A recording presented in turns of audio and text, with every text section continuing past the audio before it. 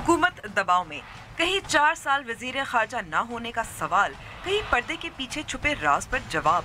मुल्क की सियासत ट्रंप के ट्वीट और शरीफ के राज के गिर्द घूमने लगी। पाकिस्तान की सिक्योरिटी इमदाद बंद, मजहबी आज़ादी की खिलाफ वर्जी की खुसूसी फहरिस्त में भी शामिल, अमरीका के यकतरफा बयानात, अहदाफ की मुस्तकिल तब्दीली और खुद साख्ता डेडलाइंस पाक अमरीका के मुश्तरका मफादात के हक में नहीं। और जुबैदा आपा इंतकाल कर गई। नई नस्ल को रिवायती टोटके, घरेलू नुस्खे और उमूर खानादारी अब कौन बताएगा। अस्सलाम वालेकुम and welcome to news wise. मैं हूं अंबर शमसी। मुल्क में गुज़िश्ता कुछ दिनों से धमकियों की सियासत जारी है। पहली, साबिक वज़ीर आज़म नवाज शरीफ की पर्दे के पीछे राज, और दूसरी पाकिस्तान की कौमी सलामती के हवाले से अमरीकी सदर ट्रंप की ट्वीट। अपोजिशन जमातें तो तमाम तर सूरत हाल का जिम्मेदार हुकूमती जमात को ठहराते हुए मुतालबा कर रही है कि खुद इस्टेब्लिशमेंट के सहारे इक़्तिदार में आने वाले नवाज शरीफ का क्या राज बताएंगे। तहरीक इंसाफ के चेयरमैन इमरान खान ने तो आज कह डाला कि अगर उन पर 4 साल से दबाव था तो वो पहले क्यों नहीं बोले। पीपल्स पार्टी ने भी तीर दागते हुए कहा कि जो खुद राज हों वो क्या राज बताएंगे, बल्कि उनकी नाअहलियों ने मुल्क को सिफारती सतह पर यहाँ तक पहुँचा दिया है। 4 साल तक वज़ीर ख़ारजा भी नहीं लगाया गया। लेकिन इस सब में बलूचिस्तान असम्बली में होने वाली सियासी तब्दीली और आज नवाज शरीफ मुलाकात और शहबाज शरीफ की मुलाकात भी अहम थी।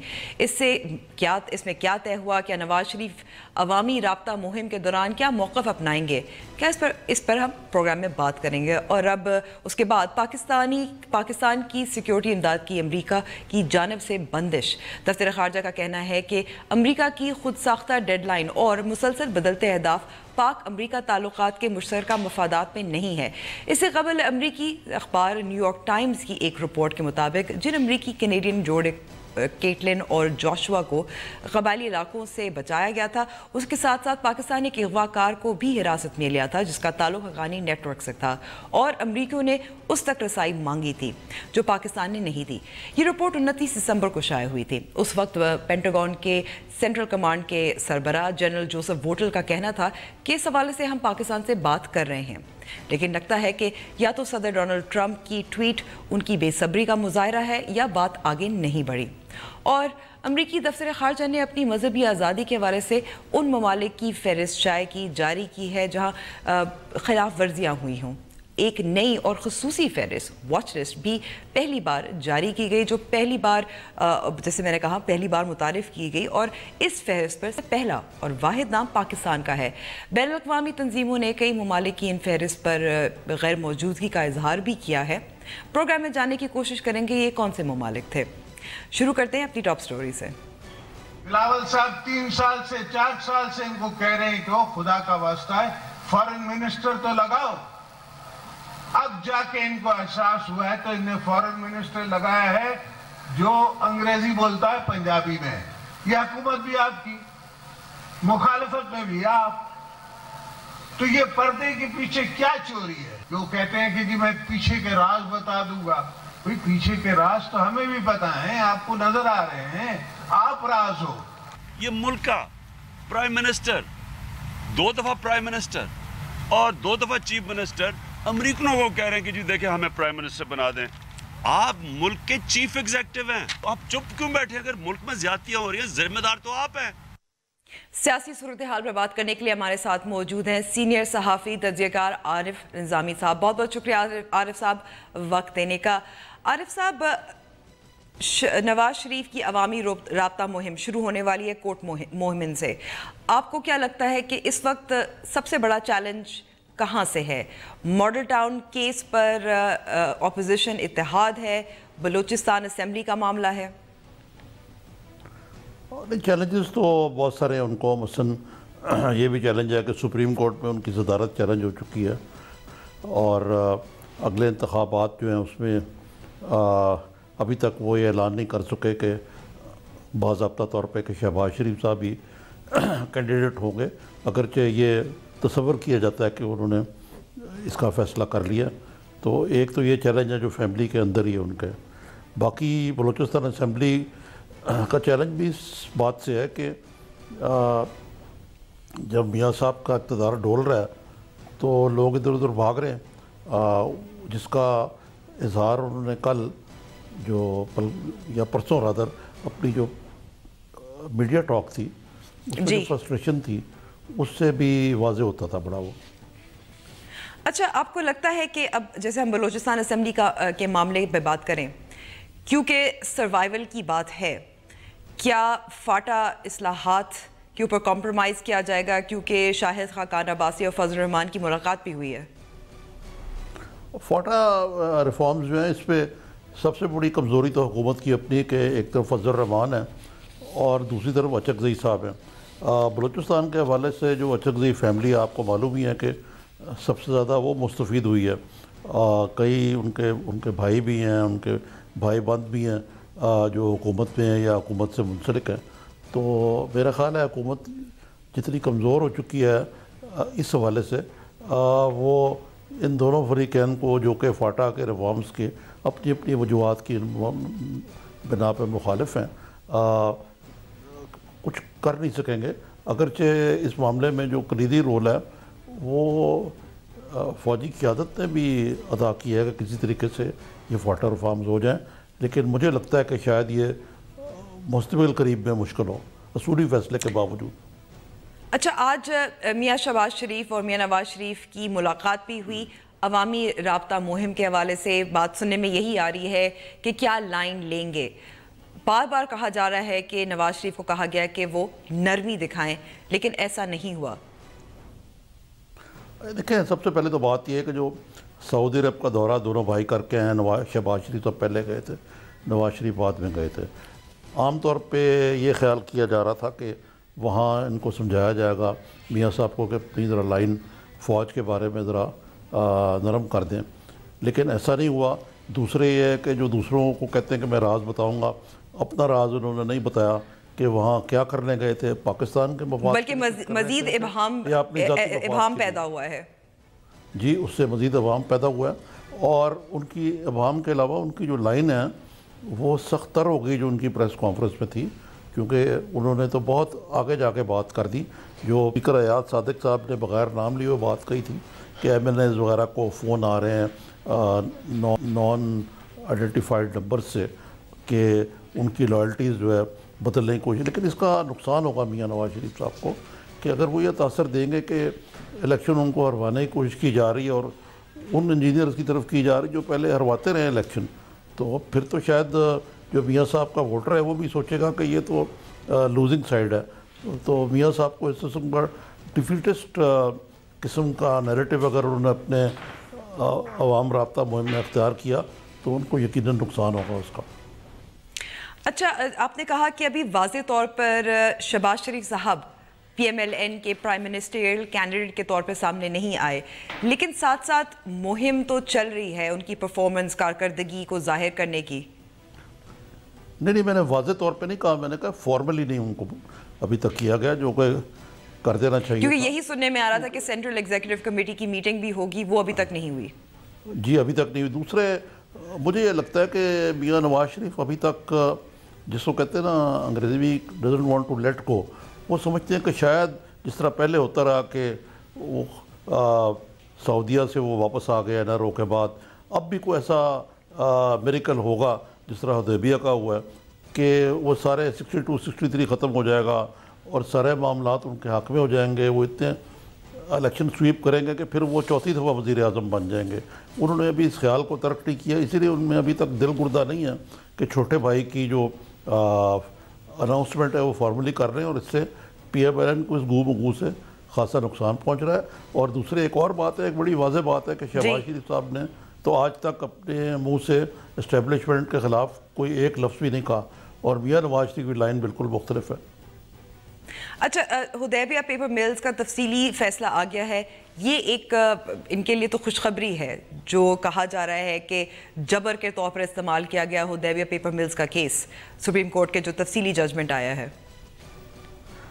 مجھے کچھ تھوڑا سا ذرا بعض اوقات میاں صاحب کی باتیں کو ٹھیک لگتی ہیں مجھے کہ یہ مثلاً ہے کہ جس کو کہتے ہیں نا میٹھا میٹھا ہاتھ پر کڑوا کڑوا تھو, یہ کیسے حدیبیہ پیپر مل جو ہے یہ ایک قسم کا شہباز شریف صاحب اس میں, میاں صاحب تو پہلے ڈسکوالیفائی ہو گئے, یعنی شہباز شریف صاحب is the presumptive candidate for the prime ministership Muslim League کے.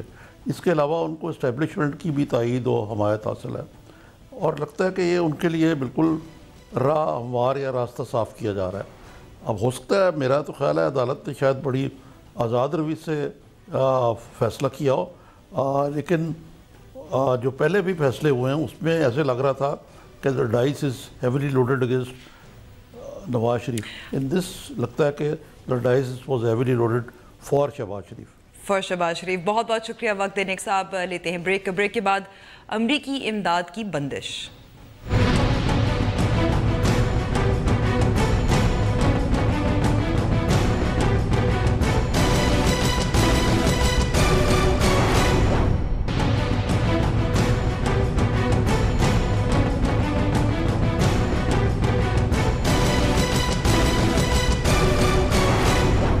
ویلکم بیک ٹو دا شو.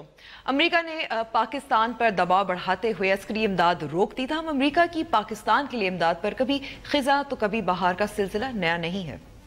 امریکہ نے پاکستان سے ایک بار پھر ڈو مور کا مطالبہ کرتے ہوئے اس کی عسکری امداد بند کرنے کا اعلان کیا ہے. تاہم پاکستان امریکہ تعلقات کی 70 سالہ تاریخ میں یہ پہلی مرتبہ نہیں کہ امریکہ کی جانب سے پاکستان کے لیے امداد روکی گئی ہو. سینٹر فار گلوبل ڈیولپمنٹ کے مطابق پاکستان کو پہلی بار 1955 میں عسکری مد میں امریکی امداد ملنا شروع ہوئی اور $266 ملین کی پہلی امداد صرف ایک سال میں بڑھ کر $1085 ملین تک جا پہنچی. تاہم 1965 میں پاکستان اور بھارت کے درمیان جنگ کے بعد امریکہ نے امداد میں بڑی کٹوتیاں شروع کر دیں اور امریکی عسکری امداد کم ہوتے ہوئے 1969 تک صرف $50 لاکھ رہ گئی. 1970 میں پیدا ہونے والا سیاسی بحران اور 1971 کی پاک بھارت جنگ نے امریکی امداد پر قدغن مزید سخت کر دی اور 1970 سے 1989 کے دوران پاکستان کو صرف $10 ملین کی امداد دی گئی. 1989 میں پاکستان میں جوہری پلانٹ کی موجودگی کے انکشاف کو جواز بنا کر امریکی صدر جمی کارٹر کی انتظامیہ نے خوراک کے سوا پاکستان کی تمام امداد روک دی اور 1955 کے بعد پہلی مرتبہ پاکستان کو 2 برسوں تک عسکری اور اقتصادی امداد کی مد میں $1 بھی نہیں ملا. افغانستان میں سوویت یونین کی فوجی مداخلت کے بعد امریکہ کے خطے میں دوبارہ دلچسپی پیدا ہوئی اور اس کے ساتھ پاکستان کے لیے امریکی امداد کے دروازے ایک بار پھر کھول دیے گئے. 1982 میں پاکستان کو امریکی امداد کی بحالی $12 لاکھ سے ہوئی اور اگلے ہی برس یہ رقم غیر معمولی اضافے کے ساتھ $50 کروڑ تک جا پہنچی. 1989 میں افغان جنگ کے اختتام اور خطے میں اپنا مفاد حاصل کرنے کے بعد امریکہ نے ایک بار پھر پاکستان سے منہ موڑ لیا اور 1991 میں امریکی امداد ایک بار پھر صفر پر آ گئی اور اگلے 10 سال تک امریکہ کی جانب سے پاکستان پر عسکری امداد کی بندش جاری رہی. 1992 اور 1999 کے سوا ان 10 سالوں میں پاکستان کو عسکری امداد کی مد میں $1 بھی نہیں دیا گیا.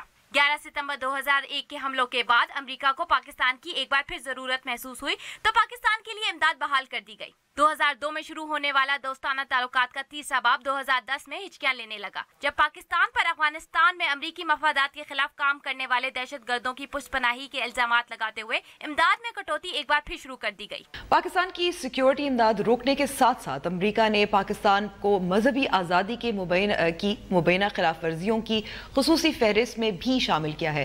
کیا یہ سب دباؤ بڑھانے کے طریقے ہیں اور اس کا پاکستان پر کیا اثر ہو سکتا ہے؟ اس پر بات کرنے کے لیے ہمارے ساتھ موجود ہیں دفاعی تجزیہ کار جنرل ریٹائرڈ امجد شعیب صاحب اور مذہبی آزادی کے حقوق کے لیے کام کرنے والے اور وکیل یاسر لطیف ہمدانی. بہت بہت شکریہ دونوں کا وقت دینے کا. جنرل صاحب پہلے تو میں آپ سے شروع کرتی ہوں. $255 ملین تو ہمیں معلوم ہے روکنا تھا، روک دیا گیا. سیکیورٹی اسسٹنس پہ مزید شرائط. پاکستان اور یہ بھی ہے کہ صرف ملٹری اسسٹنس ہے، سویلین اسسٹنس نہیں ہے. کیا فرق پڑے گا؟ Do we need that money? بسم اللہ الرحمن الرحیم. دیکھیے ٹوٹل اماؤنٹ میرا خیال ہے 700 ملین ہے جو کہ وہ غالباً اب کھٹائی میں ہے، لیکن اس میں زیادہ اماؤنٹ تھی جو کہ کولیشن سپورٹ فنڈ کے پیسے تھے، وہ ان اینی کیس ہم نے خرچ کیے ہوئے ہیں اور میرا اپنا اندازہ ہے کہ وہ مل جائیں تو ٹھیک ہے، آپ کو ایک اماؤنٹ آ جاتی ہاتھ میں، لیکن ایز سچ اس کا آپ کی اکانومی یا کسی اور چیز کے ساتھ واسطہ نہیں تھا. دوسری طرف چیز یہ ہے کہ جو سیکیورٹی اسسٹنس ہے اس میں بعض تھے ٹریننگ کے لیے پیسے. ٹریننگ ایک لائبلٹی کے طور پہ، کیونکہ امریکنز جو ہیں وہ آپ کو جب امداد اناؤنس کرتے ہیں تو وہ آپ کو کہہ دیتے ہیں کہ جی ہم آپ کے اتنے اسٹوڈنٹ فلاں جگہ لیں گے، فلاں جگہ اتنے اسٹوڈنٹ لیں گے. اور یہ جو ٹریننگ ہے، تربیت جو ہے، یہ صرف فوجیوں کے لیے ہے کیونکہ پولیس کی ٹریننگ کے لیے بھی پیسے دیتے ہیں؟ اور جی فوج کے بھی ہے اور میرا خیال ہے کہ اس میں غالباً ایئر فورس کے بھی ہے. لیکن ٹریننگ کا ہمیں ایز سچ ضرورت نہیں ہوتی. یہاں پہ انہوں نے ٹرینرز رکھے ہوئے تھے اور وہ بھی پیسے ہمارے کھاتے میں ڈال رہے تھے, تو پاکستان نے سلالہ کے بعد وہ ٹرینر خود نکالے کہ جی اب بہت ہو گیا, ہمیں نہیں چاہیے. فیکچولی آپ کو وہاں پہ ٹریننگ امریکہ میں چاہیے نہیں ہے. جس طرح کی آج کل جنگ ہے اس کی ٹریننگ تو پاکستان خود 70 ممالک کو یہاں کروا رہا ہے. ٹھیک ہے, ہم نے جو ٹریننگ مسئلہ نہیں ہے, لیکن کیا ملٹری ہارڈ ویئر مسئلہ ہے؟ ہارڈ ویئر میں اسپیئرس تھے, کچھ ہارڈ ویئر تو وہ اب کوئی کسی قسم کا دیتے ہی نہیں تھے. 8 F-16 ملنے تھے جو 2015 میں ہی انہوں نے اس کا ختم کر دیا, قصہ نہیں دیے انڈیا کی انسسٹنس پہ. تو پاکستان کو یہ اندازہ تھا کہ یہ وقت کے ساتھ ساتھ اب یہ سٹیپس ان کے اس طرف آ رہے ہیں جہاں یہ چیزیں آپ کے لیے مشکل ہوں گی, لیکن یہ چیزیں رکھتے ہوئے پاکستان نے ایک پلاننگ کر لی ہوئی تھی. آرمی قطعاً ڈیپینڈنٹ نہیں ہے امریکہ پہ. امریکن اکوپمنٹ جو ہمارے پاس ہے اس کے اسپیئرز اور اس کا ہر طرح کا ایمونیشن پاکستان خود بناتا ہے. ایئر فورس کا مسئلہ تھا جہاں آپ کے پاس F-16 وغیرہ تھے وہاں کے, اور وہ بھی اب چونکہ فیز آؤٹ ہو رہے ہیں تو F-16 کے اسپیئرز دنیا میں بہت جگہ پہ ملتے ہیں, کیونکہ F-16 جو ہے وہ بہت سارے ممالک میں ہے اور فیز آؤٹ ہو رہا ہے. اچھا, اور جو افغان بارڈر فینسنگ کا جو اس وقت چل رہا ہے کافی مہنگا ہے, اس کے لیے ہم کہاں سے وسائل حاصل کر رہے ہیں؟ ہم اپنے وسائل سے کر رہے تھے. جو فینسنگ تھی یہ ٹوٹلی اپنے وسائل سے کر رہے تھے, کیونکہ امریکہ فینسنگ کے خلاف ہے. امریکہ جو ہے وہ فینسنگ کرنے نہیں دے رہا, نہ افغانیوں کی کرنے دیتا ہے نہ ادھر کرتے ہیں. کیوں, کیا وجہ ہے؟ مجھے بظاہر یہی لگتا ہے کہ وہ نہیں چاہتے کہ ایک سیکورٹی پیرامیٹر کریٹ کیا جائے جس سے یہ تماشا رک جائے. اگر آج امریکنز خطے میں امن لانے میں اس طرح انٹرسٹڈ نہیں ہیں تو وہ کیوں ایسے سٹیپس لیں جن سے کہ اسٹیبلٹی آ سکے یا یہاں پہ امن ہو سکے. تو یہ میں سمجھتا ہوں کہ پاکستان کو مجبوراً اپنے وسائل سے کرنا پڑا, کیونکہ یونائٹڈ نیشن یا کسی اور نے انکریج نہیں کیا, یہ امریکہ نے یا کسی نے. چنانچہ میرے اپنے اندازے کے مطابق یہ جو ملٹری ایڈ بند ہوئی ہے یہ اس لحاظ سے اچھا ہوا ہے کہ اگر یہ مل جاتی تو اور مہینے بعد شاید 33.7 بلین آپ کو سننا پڑتا فگر نیا, تو اب 33 پہ ہی میرا خیال ان کو کیپ کر کے رکھنا پڑے گا جب تک کہ ہم کو آڈٹ کر کے تو ان کو نئی فگر نہیں دیتے. تو ضرورت اس کی ایز سچ نہیں ہے. یہ میں نہیں کہہ سکتا کہ وہ ایسی کوئی کروشل چیز تھی اس میں جس کے بغیر ہم پرابلمز. اچھا, واضح طور پہ جو میں ایک چیز بار بار کچھ نیو یارک ٹائمز کی رپورٹ کا میں حوالہ دوں گی, کیونکہ یہ بھی کہا جا رہا ہے یہ 29 دسمبر کو رپورٹ آئی تھی, آپ نے دیکھی ہوگی, جب کینیڈین امریکہ جوڑا جو یہاں سے جو اغوا ہوئے تھے ان کو ریسکیو کیا گیا تھا. تو حقانی نیٹ ورک کا ایک جو اغوا کار تھا وہ بھی حراست میں لیا تھا پاک فوج نے, اس تک رسائی مانگی تھی. تو کیا یہ معاملہ وہ ہے, کیا وہ 27 حقانی نیٹ ورک کے فائٹرز کا معاملہ ہے؟ نہیں, میرا خیال ہے یہ سب بہانے ہیں. ایکچولی ہوا یہ ہے کہ وہ جب کینیڈین ذرائع تو کہہ رہے ہیں کہ یہ مطالبات تھے. نہیں, ایک ہی وہ اس کی ذکر, کینیڈین کپل جب انہوں نے پکڑا ہے تو وہ اس وقت بھاگ گئے تھے, اور وہ لوگ جو ہیں وہ بعد میں ان کا انٹیلیجنس نے ٹریس آؤٹ ان کو کیا کہ وہ اس میں کرم ایجنسی میں ان کو ٹریس آؤٹ کیا. چنانچہ اس میں ان کو جب پکڑنے گئے تو مقابلہ ہوا وہاں پہ, اس میں ہماری بھی کیجولٹی, 3 لوگ ہمارے 2 زخمی ہوتے, ایک شہید ہو گیا تھا, اور ان کے بھی لوگ مارے گئے تھے. تو سے کہ جی ان میں سے کوئی پکڑا گیا ہے اور اس سے رسائی نہیں دی, وہ تو ہے ہی نہیں, ابھی کوئی ایسی چیز ہے ہی نہیں. تو وہ لوگ وہاں مارے گئے, لیکن یہ بھی پکڑے تو یہاں ہمارے قبائلی علاقوں سے ہی پکڑے گئے تھے نا, مطلب ان کو ریسکیو نہیں قبائلی, کیونکہ وہ آئے افغانستان سے تھے لے کے, جو یہ جوڑا تھا اس کو لے کے وہاں سے افغانستان سے آئے, اور ہم نے ان کو پاکستانی علاقے میں انٹرسپٹ کیا.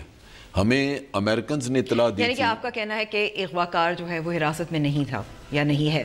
اغوا کار نہیں, حراست میں نہیں تھے. ہوا یہی نا کہ ہمیں جب اطلاع دی امریکنز نے کہ جی وہ بارڈر کراس کر رہے ہیں, تو انہوں نے خود تو ان کے خلاف کچھ نہیں کیا, ہمیں کہہ دیا. چنانچہ ہمارے لوگوں نے ریئیکٹ کیا, اور ان کو جب پتہ چلا کہ یہاں پہ پاکستانی فورسز جو انہوں نے ایمبوش کیا ہے تو وہ چھوڑ کے بھاگ گئے. وہ کپل تو ہمیں مل گیا, لیکن وہ بھاگنے والوں کو پھر ٹریس آؤٹ کرنے کے لیے انٹیلیجنس انفارمیشن کے مطابق وہ کرم ایجنسی میں ان کو لوکیٹ کیا گیا, اور پھر جب ان کو پکڑنے گئے تو انہوں نے فائر کیا اور مقابلہ ہوا. وہاں وہ بھی مارے گئے اور ہمارے بھی 3 زخمی ہوئے, ایک بلکہ شہید ہو گیا. ٹھیک ہے, ہم بات چیت جاری رکھیں گے, مزادی پہ بھی بات کریں گے, لیکن بریک کے بعد.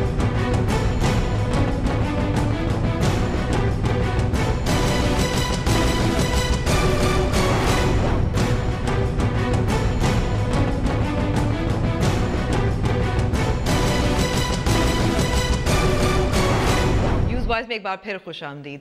अमेरिका का पाकिस्तान पर दबाव बढ़ाने की कोशिशें, उसमें एक जो चीज़ सामने आई है और कल ऐलान किया गया कि मजहबी आज़ादी की मुबैना खिलाफ वर्जियों की वजह से पाकिस्तान को एक खुसूसी वॉच लिस्ट पर डाला गया।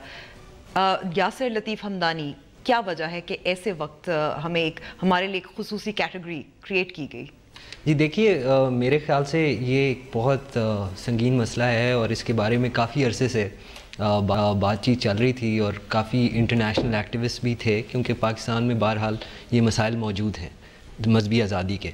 अब देखिए, हमारा आइन जो है वो आर्टिकल 20 के तहत बिल्कुल क्लियर कहता है कि right to freedom, right to profess, propagate अपनी रिलीजन को हर सिटीज़न को राइट देता है। लेकिन बहरहाल ये इम्प्लीमेंट नहीं हुआ पाकिस्तान में, और 80 की दहाई से इसको काफ़ी हद तक जो है दबाव का शिकार, जो रिलीजियस फ्रीडम है या मजहबी आज़ादी है, उसको दबाव का शिकार रखा गया है मुख्तलिफ़ हुकूमतों में। अब इशू ये है कि इस टाइम पे अमेरिका का ये करना और इस चीज़ को, दोनों चीज़ों को जोड़ना आपस में, जो कि लगता है वाज़ेह तौर पे ये एक बहुत अफसोसनाक अमल है, क्योंकि ये बहरहाल ये चीज़ जो थी, इसको अब हाईलाइट अमेरिका ने जिस तरह से किया है, ये ऐसे लगता है कि उनका जो स्टेट डिपार्टमेंट का एक पॉलिसी है कि पाकिस्तान को कॉर्नर किया जाए, उसके तहत उसके साथ जुड़ गई है। यानी कि उसूल जो है वो दुरुस्त है, लेकिन टाइमिंग हाँ, वो गलत है, बिल्कुल गलत है। और ये इसकी वजह से आई थिंक अगर इसको बेहतर किया जा सकता और किसी और टाइम पे ये करते और इस चीज़ को उठाया जाता, तो इससे जो एक्टिविस्ट हैं, जो लोग यहाँ मजहबी आज़ादी के लिए कोशां हैं, जो देखिए मजहबी आज़ादी के लिए हम इसलिए कोशां नहीं है कि अमेरिका हमें कहता है, बल्कि ये वो प्रॉमिस है जो कायद आज़म मोहम्मद अली जिन्ना ने कई दफ़ा, सिर्फ 11 अगस्त को नहीं, क्योंकि ये अक्सर जब आप 11 अगस्त की तकरीर की बात करते हैं तो कहते हैं सिर्फ 11 अगस्त की तकरीर नहीं, अक्सर तकारीर में कोई 33 तकारीर ऐसी हैं जिसमें उन्होंने माइनॉरिटीज़ को इक्वल राइट्स की भी प्रॉमिस की और रिलीजियस फ्रीडम की भी की। ये चीज़ हमारे मुल्क का सतून है और इसको हमने बहरहाल 70s में स्टार्ट किया और 80s के अंदर आके जनरल ज़िया के अंडर, और फिर उसके बाद जैसे जैसे हुकूमतें गईं, हमने रिलीजियस फ्रीडम को अबॉलिश कर दिया है। इन my opinion as a lawyer, एक सुप्रीम कोर्ट की जजमेंट है जी, ज़हीरुद्दीन वर्सेस स्टेट, जो कि 1984 के ऑर्डिनेंस 20 के ऊपर सुप्रीम कोर्ट ने उसकी कॉन्स्टिट्यूशनैलिटी को चेक किया था। अब उसके अंदर अगर आप उसकी इम्प्लिकेशंस देखें तो इसके बारे में इंटरनेशनली जूरिस्ट की ये ओपिनियन है कि पाकिस्तान के अंदर जो आर्टिकल 20 था वो बेसिकली रीड आउट कर दिया गया कॉन्स्टिट्यूशन से, it no longer exist for all practical purposes.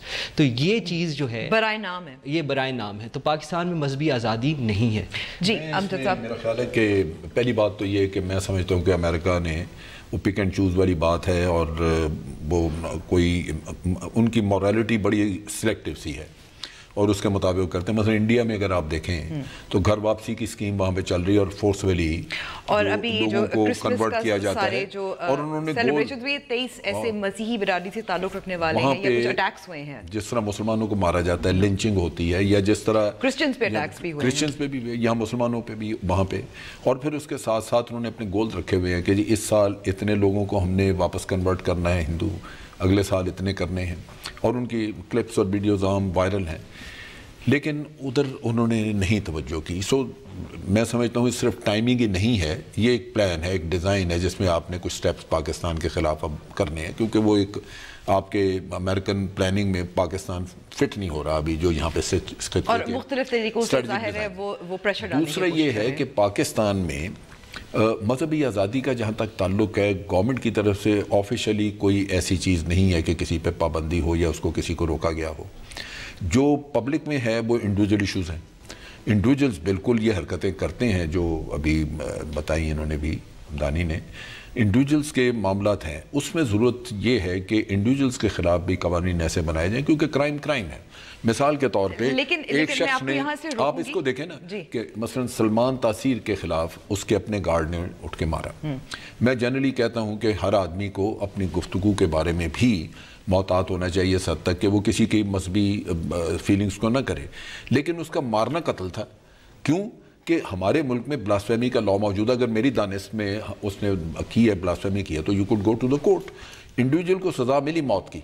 अच्छा, और मैं उस पे समझता हूँ कि ये हमारा एक गोल्डन मोमेंट था, गोल्डन मोमेंट था जहाँ अदालतों ने تمام ریلیجس دیکھیں عدالتوں نے بھی کہا کہ سلمان تاثیر صاحب نے بالکل کوئی ایسی بات نہیں میرا کہنے کا مقصد یہ ہے بلاسفمی کہا جا سکتا ہے، لیکن یاسر میں اس لیے کیونکہ ریاست کی طرف سے بھی بالکل مسائل ہیں، بہت قدغنے ہیں ریلیجس فریڈم کے اوپر. یہ میرا خیال ہے کہ اگر آپ نے قانون اس میں دیکھیں تو خاص کر جو ہمارا یہاں احمدیہ برادری رہتی ہے اس کے اوپر قدغن لگائی گئی ہے. پہلے تو ان کو غیر مسلم ڈکلیئر کیا گیا، چلیں اس میں نہیں جاتے، وہ تو ایک آئینی فیصلہ تھا نیشنل اسمبلی کا، لیکن اس کے بعد اب یہ سچویشن ہے کہ ان کو اگر وہ سلام کہتے ہیں تو سلام علیکم کہنے سے ان کو 3 سال کی سزا ہو سکتی ہے، جو کہ کرسچن یا ہندو کو نہیں ہو سکتی، صرف احمدیوں کو ہو سکتی ہے.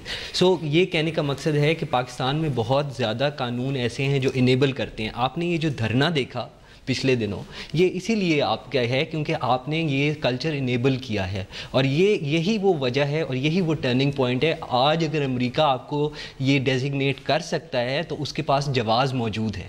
ہاں یہ ہے کہ اس کی ٹائمنگ غلط ہے، اس کا وہ غلط ہے. یہ کہنا کہ حکومت پاکستان، بلکہ یہ میں آپ کو یہ بتاؤں کہ انڈیا کے ساتھ میرا کوئی جو ہے نا وہ نہیں ہے. انڈیا میں بہرحال ریلیجس فریڈم کے بہت ایشوز ہیں اور انڈیا کو بھی ڈیزگنیٹ ہونا چاہیے. اور یہی جو اسٹیٹ ڈپارٹمنٹ کی جس کے میں آپ کو بتا رہا تھا 2016 2015 2014 کی رپورٹس دیکھ لیں تو انہوں نے دونوں ریکمینڈ کیے ہوئے تھے جو ان کے اندر کی رپورٹس ہیں اس میں کہ پاکستان اور انڈیا جو کس کو ڈیزگنیٹ کرنا ہے نہیں کرنا، یہ تو ظاہر ہے انٹرنیشنل پالیٹکس ہے، سیاست ہے. کیونکہ روس کے بھی بارے میں بھی لوگ جو رائٹس ایکٹیوسٹ ہیں ان کو بھی ڈیزگنیٹ نہیں کیا گیا. لیکن یہ جو ہمدانی دھرنے کی بات کر رہے ہیں نا 43 سال میں پہلا دھرنا ہوا. نہیں دیکھیے یہ بات بھی درست نہیں ہے. میں آپ کو ایک بات بتاؤں، یہ غلط بات ہے کہ آپ اس دھرنے کی بنا پہ سارا ملبہ ڈال دیں اپنے ملک پہ. نہیں دیکھیے یہ درست دھرنا اس لیے ہوا کہ حکومت نے یہ ایشو چھیڑا. 43 سال آپ نے نہیں چھیڑا تو کچھ نہیں ہوا. دیکھیے اس میں بھی درست نہیں ہے یہ بات. جنرل صاحب کی میں بہت رسپیکٹ کرتا ہوں، ہی از اے ویری سینئر پرسن، لیکن میں صرف اس میں یہ کہوں گا کہ یہ بات درست نہیں ہے. بہرحال اگر آپ اٹھا کے دیکھیں رپورٹس ہیں انٹرنیشنلی بھی ہیں، پاکستان میں بھی پاکستان میں بھی ہیں جی. آپ ہمارے کچھ لوگوں کے جن کو میں چونکہ بہت سارے ایم پی اوز ہیں جی میں نہیں آپ دھرنا کی بھی جو بات کر رہے ہیں نا، آپ بات کر رہے ہیں 2001 میں یہ جو ڈیکلیریشن ہے جس کے اوپر اتنا فساد بنا، یہ 2001 میں جنرل مشرف نے انٹروڈیوس کی تھی 2002 میں. نہیں ایک سیکنڈ دیکھیے اس نے ڈیکلیریشن انٹروڈیوس کی تھی. ڈیکلیریشن کے اندر کوئی لفظ کا ایسا ویسا چینج بھی نہیں تھا جتنا بڑا اس کو ایشو بنا دیا گیا. یہ جو دھرنا اٹھایا گیا اور آیا ہے یہ اس لیے ہے کہ آپ کی سوسائٹی بہرحال ایک نیگیٹیوٹی کی طرف جا رہی ہے، ریڈیکلائز ہو گئی ہے، سخت ریڈیکلائز. میں صرف ایک چیز یہاں پہ کہوں گا کہ ان کو ہسٹری کا شاید پتہ نہیں ہے.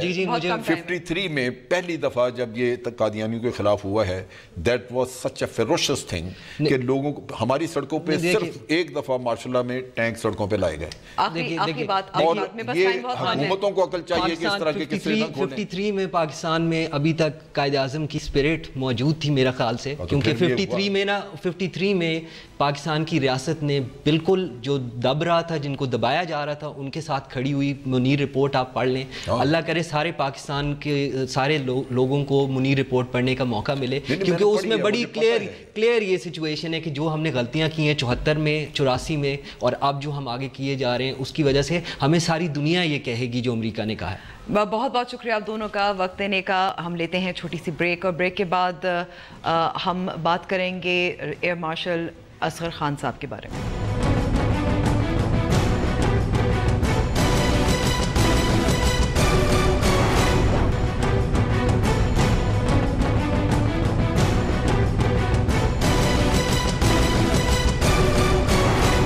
بیک ٹو دا شو.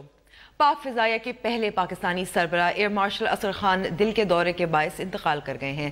اصغر خان نے سرکاری ذمہ داریوں سے سبکدوش ہونے کے بعد تحریک استقلال کے نام سے سیاسی جماعت قائم کی جس نے بھٹو دور میں سخت اپوزیشن کا کردار ادا کیا. دیکھیے یہ report.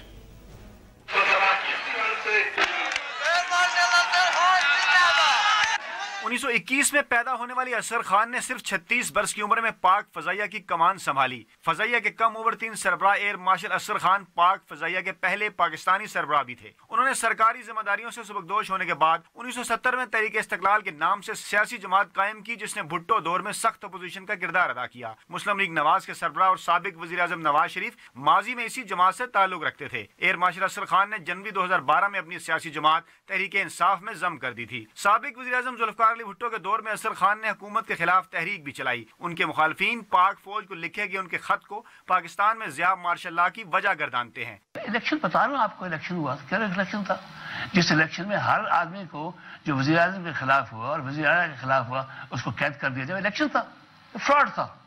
Aeronautical complex کامرا Asghar Khan کی سوچ اور کاوشوں کے باعث آج اہم قومی اثاثہ ہے. انہیں فضائیہ سے ریٹائرمنٹ کے بعد پاکستان کی قومی فضائی کمپنی پی آئی اے کی ذمہ داری بھی دی گئی اور بعض لوگ اس دور کو پی آئی اے کا سنہرا دور کہتے ہیں. اصغر خان کی سیاسی زندگی کا اہم ترین واقعہ ان کا سپریم کورٹ میں اپنے نام سے جانا جانے والا مشہور مقدمہ ہے. برسوں پہلے دائر اصغر خان کیس میں سپریم کورٹ نے اکتوبر 2012 میں فیصلہ سناتے ہوئے سابق فوجی سربراہ جنرل مرزا اسلم بیگ اور خفیہ ایجنسی کے سربراہ لیفٹنٹ جنرل اسد دورانی کے خلاف قانونی کارروائی کا حکم دیا تھا. سیدھی ساری بات ہے, بیگ جو ہے وہ بھی غلط ہے اور دورانی بھی غلط ہے.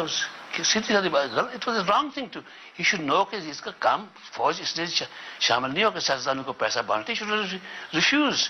اپنی درخواست میں اصغر خان نے الزام عائد کیا تھا کہ اس وقت کے صدر غلام اسحاق خان نے 5 سینئر فوجی اہلکاروں کے ساتھ مل کر سیاستدانوں میں کروڑوں روپے تقسیم کیے تاکہ وہ 1990 کے عام انتخابات میں بے نظیر بھٹو کی شکست اور نواز شریف کی فتح کو یقینی بنائیں. فیاض راجہ, ڈان نیوز, اسلام آباد.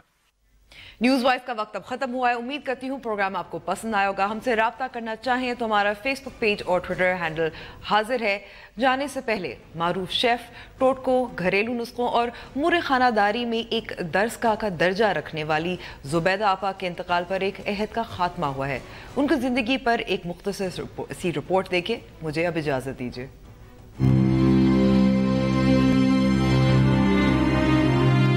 گرم پانی ساتھ لیں, خوب کھولتا ہوا, اور وائٹ ونیگر ڈالیں اور گرم پانی ڈال دیں. سنک کبھی بلاک نہیں ہو. شائستہ طرز گفتگو, نفیس شخصیت اور پرخلوص انداز. ادبی گھرانے سے تعلق رکھنے والی زبیدہ طارق نے امور خانہ داری میں اپنے علم و ہنر سے بہت کم عرصے میں لوگوں کے دلوں میں گھر کیا. ہفتے میں 15 دن میں ایک دفعہ کوئلے جلاؤ اور اس کے اوپر وہ ہرمل کے دانے ڈالتی رہو. کپڑوں میں, کمروں میں, بستروں میں, باہر کبھی سیلن نہیں ہوتی. 2 دہائیوں قبل ماہر امور خانہ داری کی حیثیت سے اپنی پہچان بنانے والی زبیدہ طارق نے 1000 سے زائد ٹی وی شوز میں خواتین کو سگھڑ بننے کے طریقے سکھائے. کھانا پکانے کی ہزاروں ترکیبوں اور گھریلو ٹوٹکوں نے انہیں اپنی عمر سے بڑی خواتین کی بھی آپا بنا دیا. اور جب اگر خشک کھانسی ہو تو تھوڑی سی چینی پکا دیا کرو, فوراً کھانسی ٹھیک ہو جاتی. زبیدہ آپا 4 اپریل 1945 کو حیدرآباد دکن میں پیدا ہوئی. علمی گھرانے سے تعلق رکھنے والی زبیدہ آپا 9 بہن بھائیوں میں سب سے چھوٹی تھیں. ان کے بہن بھائیوں میں معروف دانشور, ڈرامہ نگار, اداکار, شاعر انور مقصود, معروف ادیبہ شاعرہ زہرا نگاہ اور نامور ڈرامہ نگار فاطمہ ثریا بجیا شامل ہیں. زبیدہ طارق 72 برس کی عمر میں دنیا سے رخصت تو ہو گئیں, لیکن ان کی کھانوں کی ترکیبیں اور ٹوٹکے انہیں خواتین کے دلوں میں ہمیشہ زندہ رکھیں گے.